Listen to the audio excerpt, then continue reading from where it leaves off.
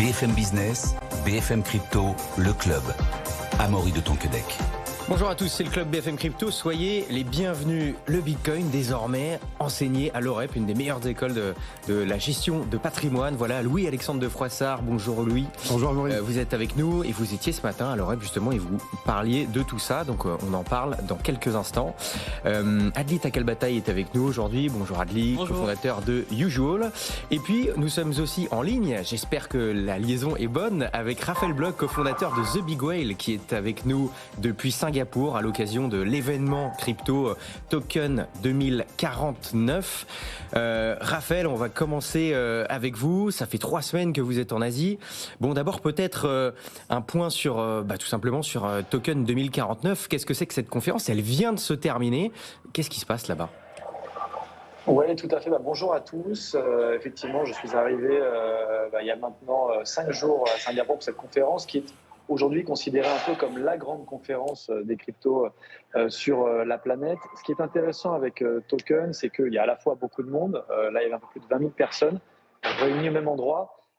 Et surtout, il y a beaucoup de ce qu'on appelle des C-levels, c'est-à-dire des représentants exécutifs des entreprises, ce qui n'est pas à chaque fois le cas sur les conférences où on a davantage bien plutôt ce qu'on appelle des sales, c'est-à-dire des gens qui sont là pour vendre les solutions. Là, il y avait aussi vraiment les représentants des entreprises, donc assez intéressant. Et puis, il y a évidemment, et ça c'est aussi quelque chose qui est très intéressant par rapport à l'Asie, c'est beaucoup de fonds d'investissement et des family office qui, contrairement à ce qu'on voit en Europe, là aussi où les fonds s'intéressent à ces sujets, mais là, il y a plus de family office et de fonds en Asie et des fonds traditionnels qui veulent voir ce qui se passe au niveau des cryptos, potentiellement investir dans des startups ou même prendre des positions sur des protocoles, des choses comme ça. Donc voilà, beaucoup d'énergie, beaucoup de projets. Aussi la démesure d'un événement qu'on n'imagine pas forcément se dérouler en Europe parce que le marché est plus petit. Donc voilà, c'était intéressant de voir tout ça et effectivement pas mal d'enseignements. Est-ce que Raphaël, il y a des tendances en particulier qui se dégagent cette année lors de cet événement-là? Alors, Sac Token 2049, ou Token 2049, est un événement qui se situe en Asie, mais qui a une résonance mondiale. Donc, ce qui est intéressant, c'est que finalement, il y a la partie asiatique. C'est un marché qui est davantage tourné vers le retail. Il y a beaucoup d'Asiatiques, notamment, j'étais à Séoul il y a 10 jours, qui investissent. Il y a 25% de la population qui détient des crypto-monnaies. Donc, il y a toute la partie retail. Et puis après, il y a aussi la partie institutionnelle et par exemple, Adli la connaît bien côté stablecoin. On sait que de plus en plus d'institutions financières s'intéressent à ce qu'on appelle la finance décentralisée, au stablecoin. Et donc, là, il y avait pas mal de présentations à ce niveau-là sur comment en fait réunir ces deux univers, la finance traditionnelle et effectivement l'univers crypto avec la finance décentralisée. Au-delà de Token 2049, Raphaël, qu'est-ce qui se passe concrètement à Singapour? Parce que on en parle un petit peu comme une des nouvelles places crypto dans le monde. Que se passe-t-il d'autre? Oui, alors, évidemment, ce qui se fait très particulier, c'est quand il y a une conférence de cette ampleur, évidemment, ça draine beaucoup de monde. Donc, il y a des locaux, mais il y a aussi beaucoup de gens qui viennent de l'étranger, d'Europe, des États-Unis et d'autres régions du monde. Donc, évidemment, Singapour n'est pas aussi dynamique tout le reste de l'année. Toujours est-il que la spécificité de Singapour, c'est que c'est une place financière établie. En Asie, vous avez évidemment Hong Kong, il y a aussi Shanghai, mais Singapour compte beaucoup et de plus en plus. Et donc, ce qui est intéressant, c'est qu'à mesure que l'univers crypto se financiarise et se rapproche de la finance traditionnelle, et bien forcément, des pôles financiers importants comme Singapour attirent des projets. Et donc, vous avez beaucoup d'entreprises crypto que les Français connaissent bien. Je pense à Kin, Ledger, Flowdesk, Meria ou d'autres, qui se projettent dans cette zone et qui évidemment étaient présents à Token 2049 et potentiellement vont soit continuer d'embaucher sur place ou soit peut-être ouvrir des bureaux ou faire des partenariats. Raphaël, je le disais, ça fait 3 semaines que vous êtes en Asie, vous êtes allé à Séoul, Tokyo, Hong Kong. Qu'est-ce qui se passe en Asie du côté de la crypto? Est-ce que c'est très dynamique? Est-ce que tout simplement c'est là que ça se passe désormais?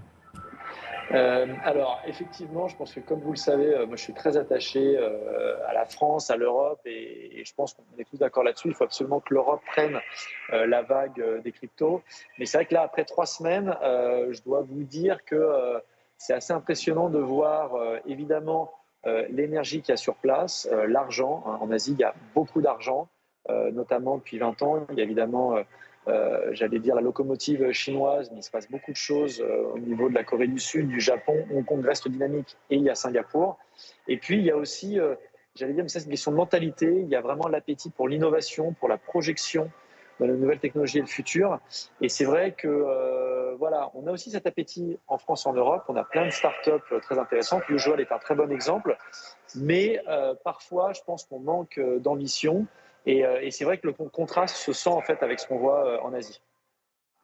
Merci beaucoup Raphaël Bloch, un cofondateur de The Big Whale qui est avec nous en direct du coup depuis Singapour pour l'événement Token 2049 qui vient de se terminer. Je propose messieurs qu'on aille tout de suite en Europe, en Suisse. Il se passe des choses en Suisse, il y a la bourse suisse qui veut lancer carrément un exchange crypto. Et on recevait hier sur cette antenne Stéphane Boujna, donc le patron d'Euronext hier soir. Et puis on lui a posé la question, on lui a demandé ce qu'il pensait un petit peu de l'initiative qu'avaient pris ses concurrents suisses. Et pour lui, les cryptos, eh bien c'est non. Écoutez.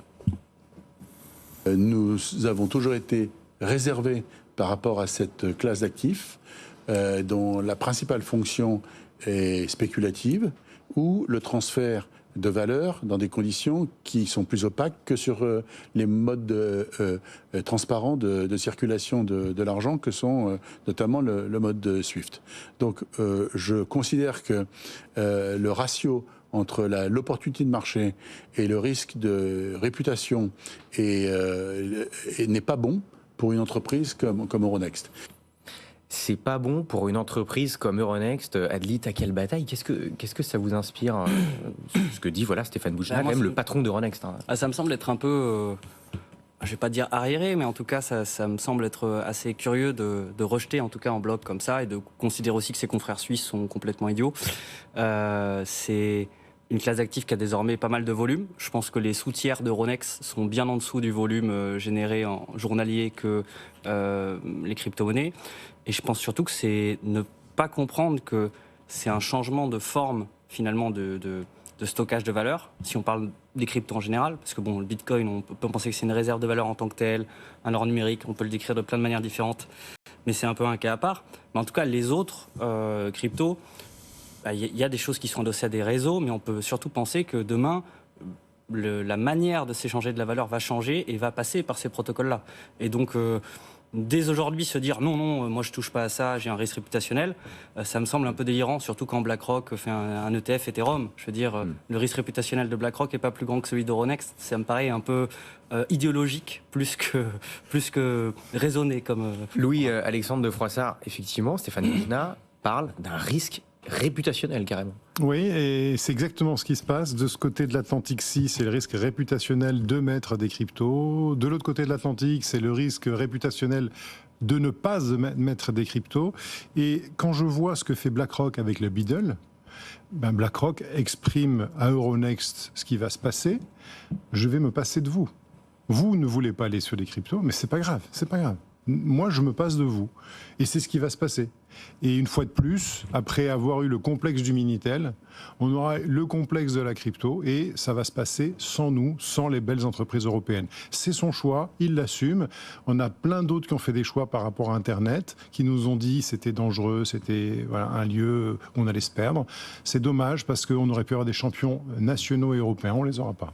Raphaël Bloch, vous êtes toujours avec nous depuis Singapour. Et depuis Singapour, vous avez entendu les propos de Raphaël Boujna, donc je le rappelle, patron d'Euronext. Est-ce que vous comprenez ce qu'il dit ?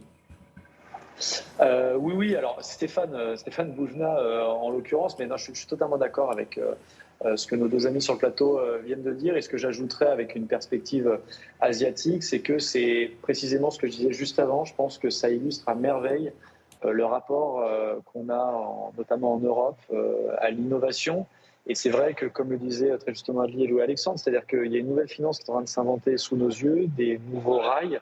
Et le problème, c'est qu'il y a effectivement des acteurs qui ont, pour de bonnes raisons, des positions à défendre, mais qui, au lieu de voir aussi les opportunités dans ce qui arrive avec la blockchain, eh bien, considèrent effectivement qu'il y a davantage un risque, encore une fois réputationnel, plutôt que des opportunités business. Et voilà, je trouve que ça correspond très bien à ce qui démarque aujourd'hui l'Europe, malheureusement, du reste du monde. Bon, en attendant, en tout cas en France, le Bitcoin est enseigné maintenant dans une des meilleures écoles de gestion de patrimoine, l'OREP. Louis-Alexandre de Froissart, vous en revenez, vous y étiez ce matin et vous avez donné, c'est quoi, le premier cours? Oui, voilà. Là-bas, c'était ce matin? Oui, c'était ce matin, le premier cours sur introduire le Bitcoin dans une allocation d'actifs. Alors, je reviens pour les non-connaisseurs. L'OREP, c'est la suite du DU de gestion de patrimoine de Clermont-Ferrand, créé à l'initiative d'une équipe, Jean Olagnier et son équipe, dans les années 80. Ils ont révolutionné la gestion de patrimoine en amenant vraiment beaucoup de cohérence entre le juridique, le fiscal, l'économique et tout ça. Et Pierre Sabatier m'a dit, tiens Louis, j'aimerais que tu interviennes sur Bitcoin. Et le premier cours dans lequel on va intégrer ça, c'est l'allocation d'actifs. Puisque je lui avais démontré qu'en intégrant Bitcoin dans une allocation d'actifs, on augmentait la performance sensiblement, sans augmenter le risque sensiblement. Et donc c'est ce que j'ai enseigné ce matin à une première fournée, entre guillemets, d'élèves. Je recommence en mars et je pense que cette matière va aller intégrer de plus en plus de formations générales sur la gestion de patrimoine parce qu'aujourd'hui, Bitcoin est indispensable au conseil en gestion de patrimoine. Donc ce que vous leur avez dit, en fait, c'est que finalement, sur le Bitcoin, le rapport risque-reward, entre guillemets, pour vous, vaut le coup. En fait, il faut prendre un cycle de Bitcoin, 4 ans. Donc je prends souvent 6 ans pour prendre ma statistique, entre 4 et 6 ans pour prendre ma statistique. Et quand je prends ces périodes de 4 à 6 ans, alors 10 ans, j'en parle pas, parce que c'est encore mieux, eh bien, chaque fois, j'ai des portefeuilles qui sont résilients, c'est-à-dire que ce qu'on appelle la perte maximale, elle augmente un petit peu, mais par contre, au profit d'une performance qui devient, pour vous donner une idée, quand je mets 5% de Bitcoin, j'ai 3%, en plus 3 points en plus de perte maximale et j'ai 30% de performance en plus dans mon portefeuille. Vous voyez, il y a vraiment une différence énorme entre la prise de risque et le gain potentiel. Alors bien sûr, la courbe de Bitcoin à l'heure actuelle, elle joue pour nous. Donc est-ce que ça sera comme ça dans 10 ans? Je ne sais pas. Mais en tout cas, pour l'allocation d'actifs, c'est un actif intéressant. Après, il y a différentes manières de le détenir et tout le cours est autour de comprendre ce que c'est que Bitcoin, pourquoi le mettre, comment le mettre et comment le détenir.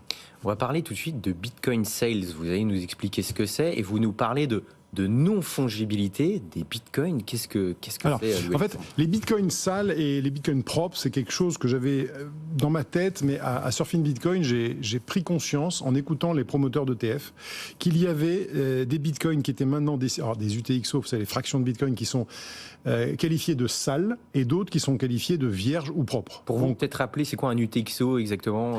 En fait, c'est dû à une transaction bitcoin. En fait, quand vous voulez envoyer un demi-bitcoin à quelqu'un, vous lui envoyez un bitcoin et vous avez lui qui a un demi et vous qui avez la monnaie d'un demi. Et c'est ça, ça veut dire que cette transaction non dépensée que vous récupérez, ce qui fait que, en fait, dans la blockchain, il y a de plus en plus de fractions qui sont des fractions de transactions non dépensées. Si je dis une bêtise, Adli, il ne faut pas hésiter à me corriger. Et donc, ceux qui ont des ETF, ils veulent absolument avoir des UTXO qui sont, entre guillemets, propres, c'est-à-dire qu'ils ne soient pas passés entre des mains véritablement précisé cette année sur le plateau de Surfing Bitcoin. Et en même temps, je rencontre un mineur qui me dit, tu comprends, moi, Louis, on me propose un premium sur les bitcoins que je mine parce qu'ils sont entre guillemets propres ou vierges. D'où, moi j'aime bien le minage, je trouve que, j'en parle. Demain, si j'achète des bitcoins, il va falloir que moi aussi je passe par un analyseur de chaîne, un chain analysis, pour savoir si ce que j'achète, ça a un historique propre ou sale. Est-ce que moi aussi, je vais être confronté à ces différences de valeur?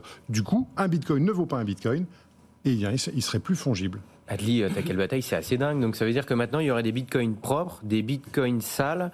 Qu'est-ce que vous en pensez? C'est quelque chose qui est plutôt anticipé par l'écosystème depuis longtemps. Il me semble qu'on en parle dans la monnaie acéphale, si je ne me trompe pas. Donc en 2018, avec Jacques, on en parlait déjà dans notre bouquin, du fait qu'il y ait des bitcoins noirs et des bitcoins blancs dans le futur. Pourtant, on dit toujours un bitcoin égale un bitcoin. Bitcoin n'est pas totalement fongible, justement. C'est un long débat, en tout cas. Mais est-ce qu'il est certain, vu qu'un bitcoin a une histoire qu'on peut retracer, de facto, il n'a pas une fongibilité parfaite. Tel